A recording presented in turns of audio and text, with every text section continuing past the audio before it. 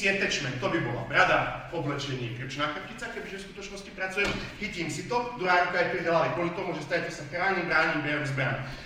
Ľavá noha je vpredu, ja som práva. Keď robím kladivo, není kladivo toto, ale kladivo je toto. Ja sa chcem vytočiť, rotovať, idem cez tú špičku. Cez všetky klby biomechanika pohybu, rotačným pohybom. Nesnažím sa tu ťahať, prosím, aby ste sa nepopálili, ale som tu... Raz, vytočím sa, dva, vrátim sa. Teraz je to len čisto drill, jasné, že tu nebudem takto sa fotiť, ale je to...